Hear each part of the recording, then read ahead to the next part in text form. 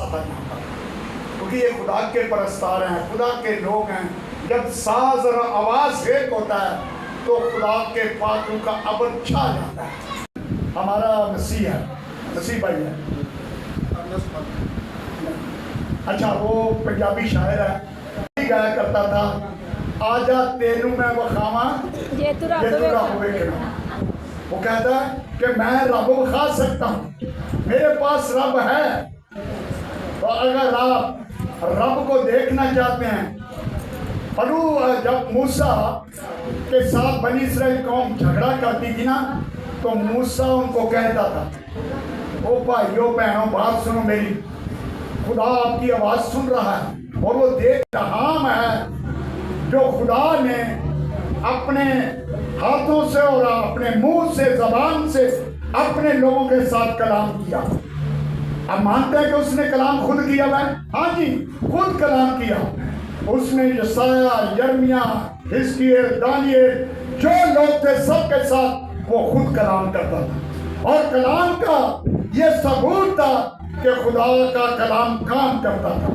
آپ جانتے ہیں کہ جب دانیل کے ساتھ کلام ہوتا تھا تو دانیل کو اس دعا کے سزا میں شیروں اور کھا جائیں گے. تو خدا کا بندہ، خدا کا نبی، جس کے ساتھ خود خدا کلام کرتا تھا، جس کے ساتھ رہتا تھا، جس نے اس کو عقل دنائی بخشی تھی، اسی سبب سے وہ بابل کے اس ملک میں عزت و احترام پایا اور وہاں پر وزیر اعظم بن چکا تھا. یہ خدا کی بڑی مہربانی تھی کہ خدا نے یہ سب کچھ اس کو اپنے بندہ کو دے دیا تھا. تو عزیزو، جو لوگ دعا کرتے ہیں شیر کیا موت بھی سامنے آ جائے ان کا کچھ بگاڑ نہیں سکتی، کیونکہ وہ خدا کے لوگ ہیں. خدا کے لوگوں کے سامنے موت بھی ڈر کر بھاگ جاتی ہے.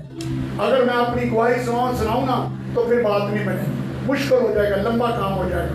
میں ایک بات بتاؤں گا کہ موت میرے سر پر تھی اور موت نے مجھے لپیٹ میں لیا ہوا تھا، یہاں تک کہ میں خود دیکھ رہا تھا کہ میں مر چکا ہوں، اور موت نے میرے تمام جسم کو رونق ڈالا تھا. تو میں نے خدا سے کہا کہ میں اب خداوند تجھ سے معافی مانگتا ہوں، اگر مجھ سے کوئی غلطی گناہ ہوئی ہے تو مجھے معاف کر دے، کیونکہ موت کے قبضہ میں آ چکا ہوں.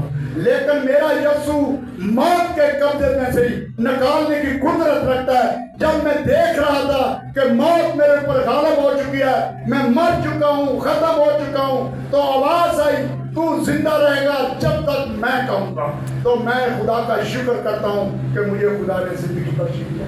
میں آپ کے سامنے زندہ ہوں، اس نے مجھے زندگی بخشی، یہاں تک کہ موت نے بہت دفعہ میرے اوپر اٹیک کیا، کئی دفعہ گاڑیوں کے نیچے آیا، لیکن خدا نے مجھے بچا لیا، اس لیے کہ میں نے اس کی خدمت کرنی تھی. ورنہ میرے جیسے بہت سے لوگ آسمان پر چلے گئے. موت نے ان کا اٹیک کیا اور اس دنیا سے رخصت ہو چکے ہیں، لیکن میرے خدا نے اس لیے زندہ رکھا کہ میں نے اس کی عبادت کرنی تھی، اس کی منادی کرنی تھی. تو عزیزو، ابھی ہم خدا کے کلام میں سے دیکھیں گے. میں آپ کو جو آج میرا مضمون ہے، خدمت لینی نہیں بلکہ خدمت کرنی ہے. کیا کرنا ہے؟ خدمت لینی نہیں بلکہ خدمت کیا کرنی ہے؟ کرنی ہے. آپ چاہتے ہیں کہ آپ خدمت گزاری کا کام کریں. مسیح کا کام ویسے مشکل ہے تھوڑا سا، اس میں رکاوٹیں اور بندشیں بہت ہیں. آپ نے یہ بھی نہیں کرنا، آپ نے اس طرف نہیں جانا، آپ نے اس طرف نہیں جانا، ایسے لوگوں میں بیٹھنا، ایسے لوگوں کے ساتھ آپ کی رفاقت ہونی چاہیے. یہ خدا کے کلام کے مطابق ہے. تو عزیزو، ہم ایک آیت میں دیکھیں گے خدا کے پاک کلام میں سے، جن کے پاس خداوند کی زندہ کلام ہے. نکالیں گے مرکز رسول کی انجیل نئے عہد نامہ میں سے باب 10 اور اس کی 45 آیت. ایک آیت خداوند کے پاک کلام میں سے پڑھیں گے. مرکز رسول کی انجیل نئے عہد نامے میں سے باب 10 اور اس کی ایک آیت 45 آیت خدا کے کلام میں سے پڑھیں گے. تو بیٹی ماریا، ہاں جی بھائی آپ ذرا زور سے پڑھتے، بیٹھے پڑھتے. ہاں جی.